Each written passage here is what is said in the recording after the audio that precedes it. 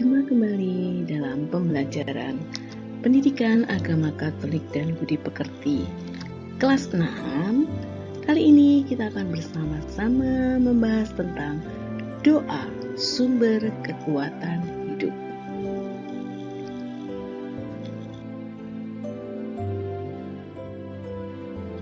Anak-anak, kalau kita memahami doa itu adalah berbicara dengan Allah atau berbicara dengan Tuhan. Jadi kalau setiap hari anak-anak berdoa itu berarti sedang berbicara dengan Allah. Dalam doa kita bukan hanya menyampaikan keinginan-keinginan kita saja, tetapi kita juga mendengarkan kehendak Allah. Jadi dalam doa kita mendengarkan dan menyampaikan keinginan-keinginan kita. Doa merupakan salah satu cara untuk mengungkapkan iman kita atau kepercayaan, mengungkapkan harapan-harapan kita, dan mengungkapkan kasih kita kepada Allah.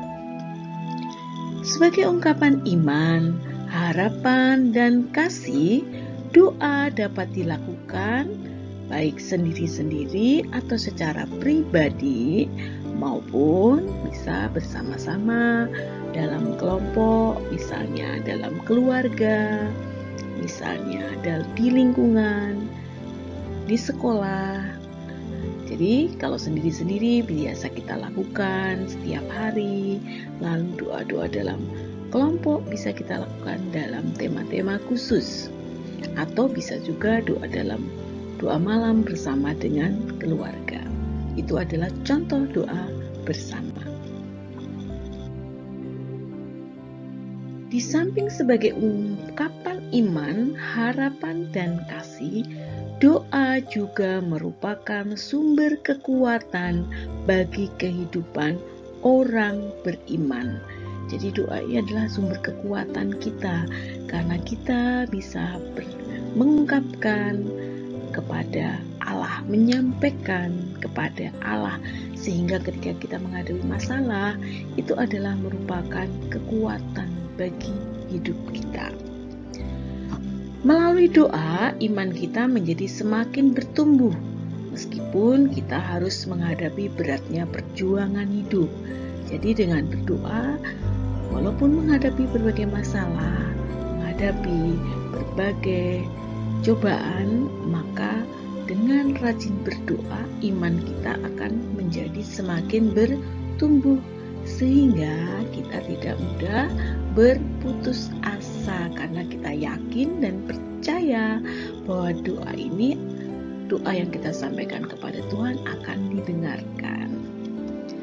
Dengan berdoa, keyakinan pribadi seseorang dapat bertumbuh semakin kuat, yakin bahwa bisa menghadapi setiap persoalan dan masalah, yakin bahwa Allah akan hadir dan akan menolong kita. Dan dengan keyakinan yang kuat, apa yang menjadi permohonan, harapan, serta cita-cita yang diungkapkan di dalam doa akan dapat kita raih. Jadi kita punya keyakinan yang kuat bahwa apa yang kita doakan, harapan-harapan kita akan dikabulkan oleh Allah. Doa bersama, kalau kalian melakukan doa bersama, selain mengungkapkan iman dalam kebersamaan, juga memperteguh harapan bersama di dalam keluarga bersama-sama, atau doa dengan lingkungan, doa dalam gereja, itu akan memperteguh harapan bersama. Doa bersama dapat dikatakan sebagai bentuk komunikasi bersama yang menjembatani setiap hati, sehingga apa yang menjadi harapan serta permohonan bersama dapat diperjuangkan secara bersama-sama. Doa sebagai ungkapan iman, harapan, dan kasih sekaligus pasrah kepada Allah. Yang terindah adalah doa ketika Yesus berdoa di Taman Getsemani bersama dengan ditemani oleh murid-muridnya. Pada saat kritis menghadapi sengsara dan kematiannya, Yesus begitu pasrah, mencintai, dan berharap pada Bapanya. Dalam doanya itu terungkaplah doa Yesus yang terindah. Yesus pada saat dalam keadaan mau menghadapi kematian dan sengsara dan kematiannya, Yesus berdoa, "Ya Bapakku, jikalau Engkau kehendaki, ambillah cawan ini daripadaku. Tetapi bukanlah kehendakku, tetapi kehendak-Mu-lah yang terjadi." Ini bisa kita lihat dalam Injil Lukas bab 22 ayat 42. Doa ini berisi begitu kepasrahan Yesus, bukan menginginkan kehendaknya yang terjadi, tetapi memasrahkan semuanya kepada Allah.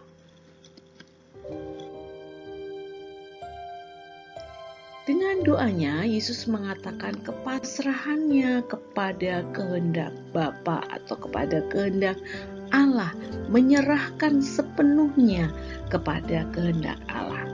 Dengan doa itu pula, Yesus menyatakan cintanya kepada Bapa. Kehendak Bapa selalu diutamakannya. Jadi dalam doanya Yesus bukan memaksakan kehendaknya sendiri, tetapi menyerahkan kehendak Bapanya, karena kehendak Bapa selalu yang diutamakannya. Dengan doa itu juga Yesus menyatakan harapannya kepada Bapa. Bapa tidak akan meninggalkan dia. Jadi isi dari doa Yesus tadi menyatakan cintanya kepada Bapa dan juga menyatakan harapan kepada Allah Bapa. Setelah perjamuan terakhir, Yesus bersama para muridnya pergi ke kebun zaitun atau ke taman Getsemani untuk berdoa. Dalam doa Yesus di taman Getsemani berterungkap iman, harapan, dan kasih Yesus kepada Bapanya. Di dalam doa itu, Yesus mengungkapkan yang pertama. Apa yang diungkapkan oleh Yesus dalam doa itu? Pertama, kepercayaan dan kepasrahan Yesus kepada Bapanya. Di saat-saat susah pun, Yesus masih percaya dan pasrah kepada Allah Bapa. Yang kedua, doa yang diungkapkan Yesus itu berupa pengharapan Yesus kepada Bapanya. Karena Yesus yakin bahwa Bapanya atau Allah Bapa tidak akan menyia-nyiakan dia. Kasih Yesus kepada Bapanya, Yesus selalu mengutamakan kehendak Bapanya, sehingga kehendaknya sendiri ia lupakan. Itulah doa yang diungkapkan Yesus ketika Yesus berdoa di Taman Getsemani. Doa berperan memberikan peneguhan. Terkabulnya doa tidak tergantung pada rumusan, tempat, dan waktu, melainkan kehendak Allah. Jadi tidak tergantung pada kata-kata yang indah, tempat yang bagus, atau waktu-waktu khusus. Tetapi doa-doa kita ini terkabulkannya itu tergantung apakah itu sesuai dengan kehendak Allah atau tidak. Dalam hal ini, doa-doa semua orang akan dikabulkan. Jadi doa-doa kita itu akan dikabulkan jika sesuai dengan Allah atau sesuai dengan kehendak Allah. Berjaga dan berdoa, anak-anak dapat memberikan kekuatan agar kita tidak jatuh ke dalam pencobaan. Apa artinya? Artinya doa dapat meneguhkan rencana, sikap, dan perbuatan kita sesuai dengan kehendak Allah Allah sendiri.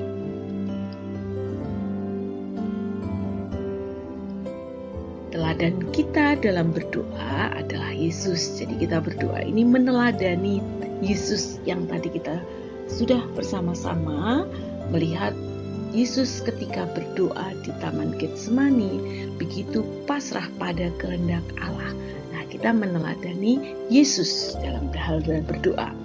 Doa yang diajarkan Yesus kepada kita salah satunya adalah doa Bapa kami yang setiap hari mungkin kita doakan dalam kehidupan kita sehari-hari.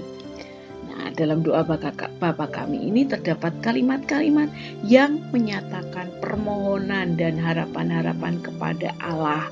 Misalnya apa? Berilah rezeki pada hari ini. Janganlah masukkan kami ke dalam pencobaan, tetapi bebaskanlah kami dari yang jahat. Itu isi permohonan dan harapan-harapan yang kita sampaikan kepada Allah. Sangat bagus sekali anak-anak doa Bapa kami ini kalau kita doakan setiap saat atau kita doakan setiap hari.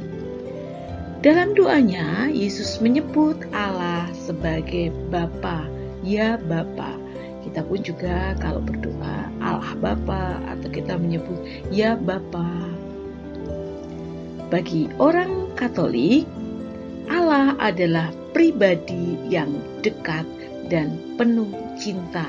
Maka Yesus mengajarkan kepada kita menyebut Allah sebagai Bapa, karena Allah itu pribadi yang sangat dekat dan penuh cinta, sehingga kita setiap hari bisa menyampaikan permohonan kita kepada Allah Bapa, karena kita yakin bahwa Allah adalah pribadi yang dekat dan penuh dengan cinta.